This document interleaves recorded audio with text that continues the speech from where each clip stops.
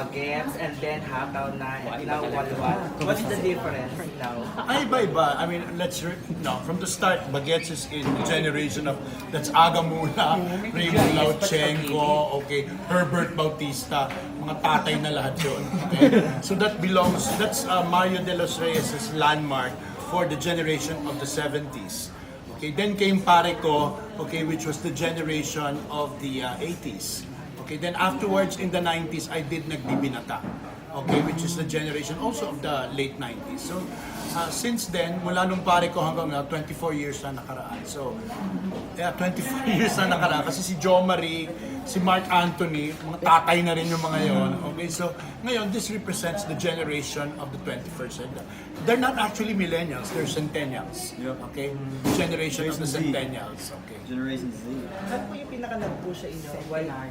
Why ginawa niyo yung Walwal? Kasi lately, hindi ba ni-restore ang Pare Ko ng ABS-CBN Restoration? Napanood ko, kasama ko noon sina Jo Marie, napanood ko. Sabi ko, I'm really yearning to reinterpret again a story of male bonding and a male barkada, but this time in the context of the 21st century. So ang ginawa ko, when I broached the subject matter, the idea, kay Rosel Monteverde, sabi ko gusto kong gumawa ng parang Pare Ko of the 21st century. Sabi niya, sige, basta maganda yung material na mahal mo. So, kinausap ko yung isa kong estudyante. Sabi ko, I wanted to come from somebody who belongs to that generation. And true enough, nung sinulat niya yun, may mga subject matter siyang tinouch na alam ko na somebody who belongs to that generation would be the best to understand it. So, yun. And sila po ba ang original na handpick na i-cast dun sa movie?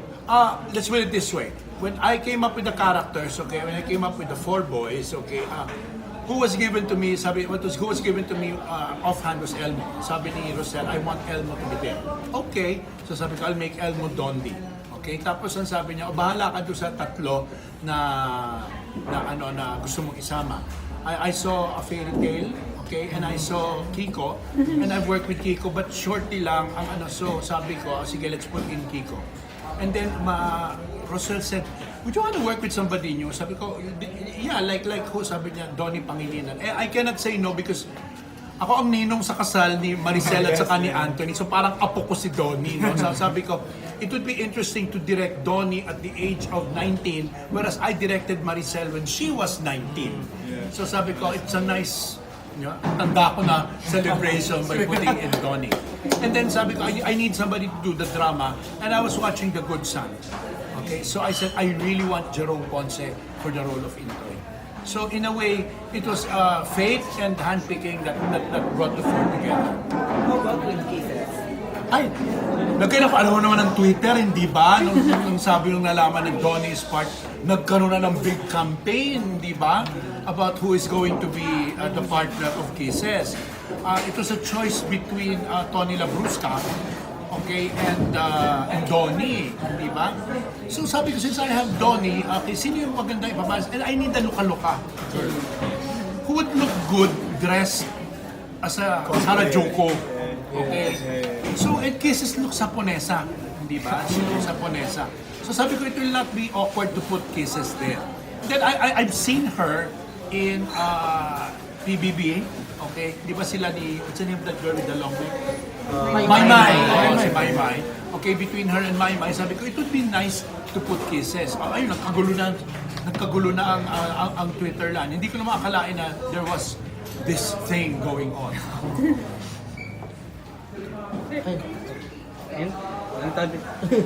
Sige, go ahead. Yes, Direk, when you were directing them, may mga nag-flashback ba sa'yo about how were you directing Pare Ko? Ay, oo. Ang maganda nito, ang basic worry namin is they had to be a barkada. So, nag-workshop kami because there was this need to get these boys to bond together so that on screen you could see that they were really friends. Okay, so nag-workshop kami na OA yata yung workshop. Sobrang dikit ng sobrang close. Yung workshop na yun, it led to us being real friends, like brothers, so it was funny. So it was really weird that, at the end of every shoot, they would be together. Kaya ang pag-aalisan niyo, oy, huwag kayo maglalasing kayo.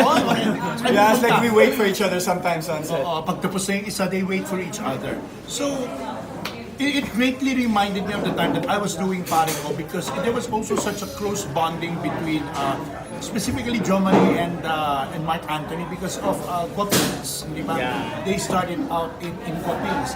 And I do remember when I was doing Nagbibinata years ago, that's Patrick, John Lloyd, sino yun si Patrick, si John Lloyd, Baron Geisler, okay? Nung panahon na yun, si Baron Geisler na ang sakit ng ulo ko sa set. So sabi ko, you know, I mean, how would I know that years later, you know, I did be doing the same. I enjoy it. May mga, did you consider ba na i-include din sila sa cast? Yung mga dati? You know, originally I wanted their parents to be to be Victor and Mary. But you see, remember when this started, this was a Regal production. Okay, that's a Star Cinema production. But I would have wanted sana the parents to be Jo Marie, Mark Anthony, Victor Neri, and Gio Alvarez. But then, ano yun Star Cinema yun Those are two different kingdoms. It's only lately that the kingdoms met. Okay, di ba? Oo nga po, maganda din naman. How would you assess the boys in terms of... You see how much I love them? Not additional shooting day ako because I miss them. Oo nga, akala namin tapos na No, when I saw the interlock, sabi ko there's something kulang. I have to shoot this. So I have to do it again. Okay, sabi ko, I called for one more day of shooting because I saw certain gaps that needed to be filled. Okay, so I did it again. Now I'm in deep shit because my timetable has to be compressed. But I needed it. I really needed it. Okay. So, yeah. On set po, do you have specific rules na parang signature na direct Zoe? Like, are you strict with time? Well, A, I am strict with time. B, you should know what you're doing. And C, I don't want you acting.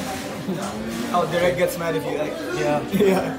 If you start acting, sabi ko, no, don't do that. And I keep explaining to them, karamihan kasi ng training nila TV. Sabi ko, iba sa TV pag nagte-telenovela kayo kasi it can really, hindi naman damage, but it can really misguide you as an actor because telenovela acting is very different from movie acting. Oo, kasi TV, di ba confined, may commercial ka, kailangan may impact bago may commercial, may tulmo-luhong luha, di ba? Sa movie, hindi. Sabi ko, I want this to be as natural and as real as possible. Direk, since you've been able to work sa mga kabataan before, 20 years ago and now, is there any difference ba sa mga behavior ng mga youth ngayon? Ay, ang laki. Ang laki ng pagkakaiba. To begin with, boys will always be boys. But tandaan natin na mas mahirap ang buhay nila ngayon. Okay? I-consider mo na lang sa pag-aartista, mas mahirap mag-artista ngayon kasi ang dali mong maging... It's easy to get there if you're lucky. It's harder to stay there. Okay? As compared to before. Okay? Plus, there is social media. Okay? And it's so... Our behavior is shaped sometimes by our involvement with social media. Lalo na sila. Kinukwento ko nga, kasi ba itong hindi, sa kay Jerome, sabi ko, because there's this big thing now in Twitter about Tony Labrusca. Oh yeah, you told me about it a while ago. Nagagalit sila because Tony Labrusca is not going to the Mega Ball. And they're blaming Donny. Sabi ko, why are they blaming Donny? Donny's in Pampanga. Non-relevant. Yun, di ba? But it's like that. Why are people angry? Word goes out faster. Yeah. Because there's a lot of internet trollers right now. So, Yeah. So I was telling the people there na, you know, I love Tony because Tony is the son of an actor of mine too, yung si Miguel Labrusca. So, it's very, very different. It's very, very different. Direk, ano po yung discoveries niyo sa apat na male lead stars? What do you mean? Yung mga in their personalities? And Well, I know for a fact that especially with these two beside me, they're out to prove something. Okay, this is the first time Elmo is coming out for quite some time without a love team. Okay, and in the movie there are two guys without love teams. Okay, because it's a story of them, and I really want to try a story of boys without girls. So your level of relationship is not with your girl, but what you have to deal with in real life. Yeah, with himself. Like with the case of Elmo, how do you move on? Okay, and how do you move on at the same time kung bubuhay mo, you fulfill the expectation of others. With the case of Jerome, it has got nothing to do with women. It's finding kung sino ka. Okay, kung sino ka. Yeah, at mahirap ka. Mayayaman yung mga kaibigan mo, middle class ang kaibigan mo, mahirap.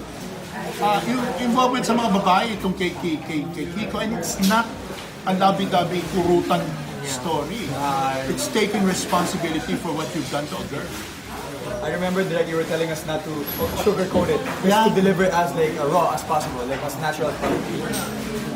So, hindi ito yung typical youth na happy with the 1980s background music. Hindi. And we want it to be as real as possible.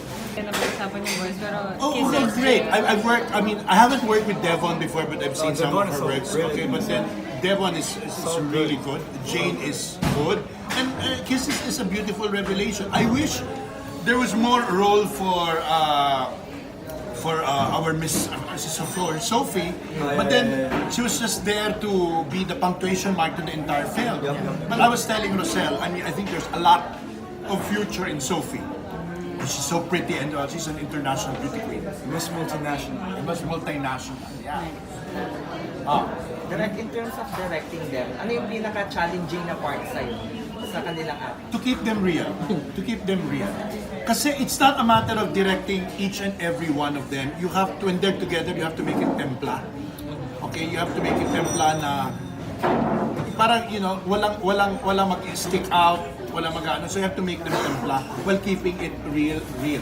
I want na pag nanood ang mga bata na alam nila nakikita, para sila nakasilip sa buhay ng mga age nila. And it helped then na I surrounded them with real kids. My students, okay? This is his first film. Yes. Tapos award-winning pa si Well, tandaan mo, apo siya ni Tony Ferrer, apo siya ni Imelda Ilanan, anak siya ni Maricel Laksa. It's in the genes. Okay, it's in the genes. Okay. And one thing I'm so happy about is my 4 boys, and even my girls, they're all smart. Yeah. When you deal with an actor na matalino, when you deal with an actor who's matalino, you've won 80% of the battle. Okay?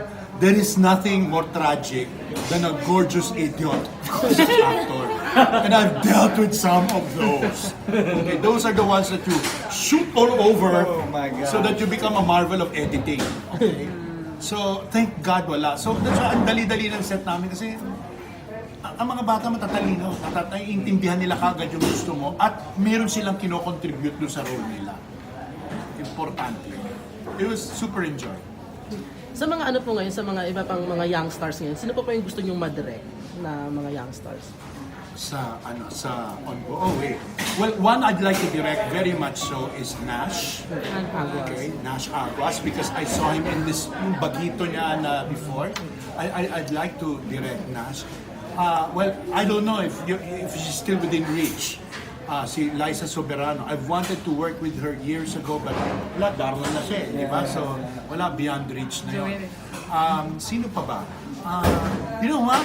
I'd really want to work also with Tony Labrusca. Okay, with Tony Labrusca, because anak nga yun ni Miguel, na artista ko rin noon. So, I'd like to work with those. Gusto mong gawan ng part. Ganun ba yung... Depends yan on the reaction of the people. Okay, it all depends on the reaction of the people. But if we should be so lucky and God should give us the blessing, then I hope that we can do a sequel of wa-WALWAL. Okay, na ang title ay Salawal. Ay, gusto ni Albert mo. Gusto ni Albert. Masalawal.